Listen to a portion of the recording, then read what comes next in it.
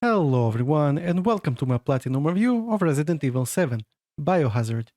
I decided that just before the launch of Resident Evil Village would be a perfect time to talk about its predecessor. In this video, I will give you my thoughts about the game, talk about the in-game mechanics, go over the roadmap to Platinum Trophy, and give you my thoughts on the trophy list to hopefully help you decide if you want to go ahead and earn a Platinum Trophy in this amazing game. So, without further ado, let's dive right in.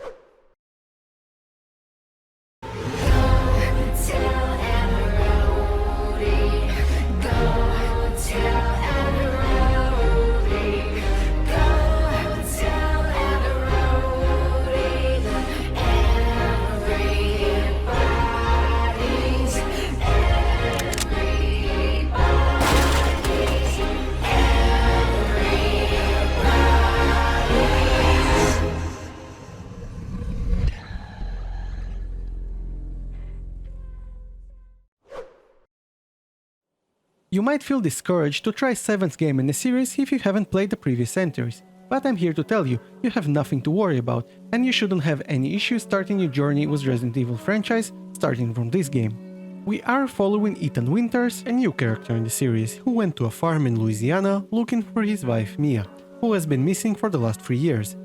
Upon arrival, he meets the Baker's family, who, let's just say, not very friendly. Throughout the game you will discover what happened to the Bakers and your wife as you try to escape alive from this deadly place. I found the story solid and engaging overall. But of course, this game wouldn't work without a constant atmosphere of dread, and it does a great job of creating it. Traversing through the house will make you extremely claustrophobic and jumpy, and the first-person point of view helps to really immerse you into the game. That being said, I found the last part a bit more generic and lacking enemy variety, but it was still engaging for me. As for gameplay, this is a survival horror game, and in Resident Evil 7 you will have lots of backtracking and puzzle solving as you gradually unlock new paths and gain access to new areas. You will find resources and key items you will need to solve puzzles by exploring, but because your inventory is limited, you will have to do some hard choices. Will you pick this health item or bullets? Is it worth the risk to go back for an item you might need later, or should you just move on? Personally, I like when a game makes you constantly evaluate your priorities and calculate risks, so big props to Capcom for that. All in all, I enjoyed this game and I think most of the people who appreciate the genre would too. If you are interested in going for a Platinum Trophy in this game, you will have to finish the game at least 3 times, when one of those playthroughs has to be on the highest difficulty and another one has to be a speedrun. So yes, this Platinum is relatively hard, but entirely doable for an average gamer with a little bit of effort. For the first playthrough, you should play on normal, while also finding all collectibles and doing all the miscellaneous trophies. You will have to use a guide for the collectibles, and there are 74 of them in form of coins, documents, videotapes, and Mr. Everywhere statues. They were not too overwhelming for me, and most of them are not missable, since you can freely walk through the area until the late stages of the game, but a couple of them can be easily missed, and it can mean potentially a 4th playthrough for you, so be careful. By the way, I said that you should play on normal because it will unlock an item called the Secrets on Defense that will help you on your Madhouse difficulty run, and since you should probably play the speedrun unassisted, this will minimize the amount of playthroughs necessary. The miscellaneous trophies are mostly easy enough, just keep track of which trophies you should go for in every stage of the game. But I did have trouble with one of them, Water. I don't really want to go into that as it will give away spoilers, but it did take me about 20 minutes worth of tries to get this one. In the second playthrough you will do a speedrun, which is honestly not as bad as it sounds, as the time frame you have, 4 hours, is forgiving and you can manually reload saves if you messed up. Just make sure to save regularly. Also, on the speedrun, you should try to go for 2 other missable trophies that require you to finish the game using only 3 healing items or less and opening an item box no more than 3 times.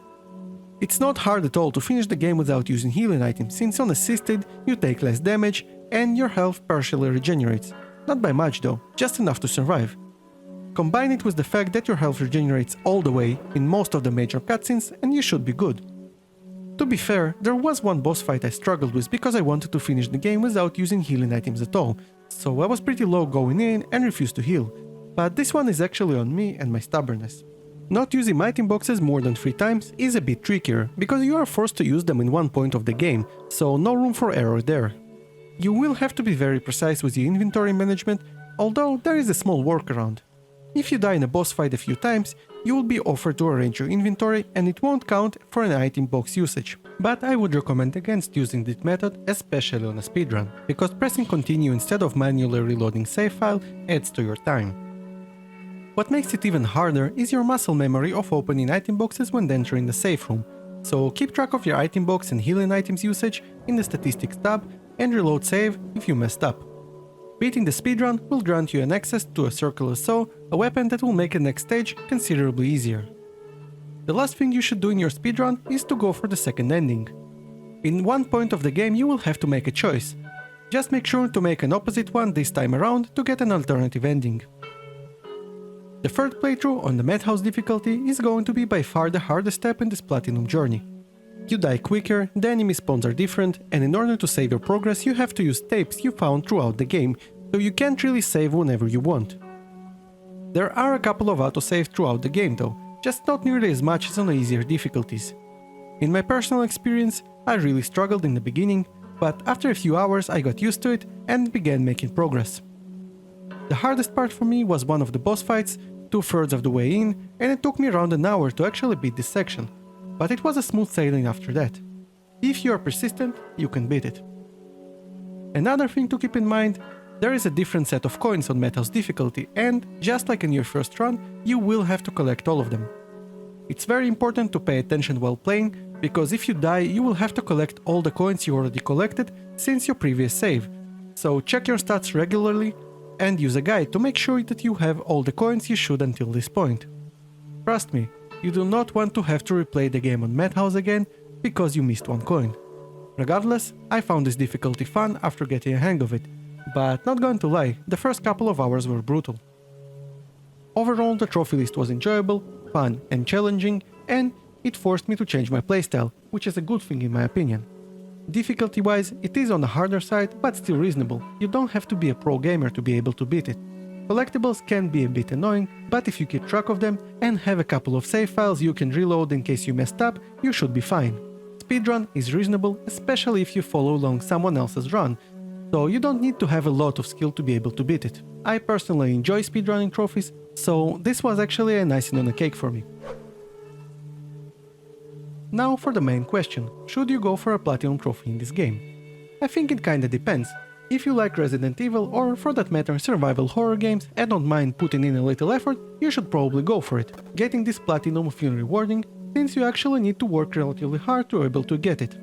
On the other hand, I know that the requirement to speedrun the game and finish it on the highest difficulty while also looking for collectibles can be a deal breaker for some of you, and that's okay. Regardless, this is a great game and it deserves to be played, so if you like this genre and haven't played it yet, I highly encourage you to go ahead and do so. If you found this video useful, press the like button since it really helps the channel. Subscribe for more gaming trophy hunting content, and as always, thank you for watching and have a good one.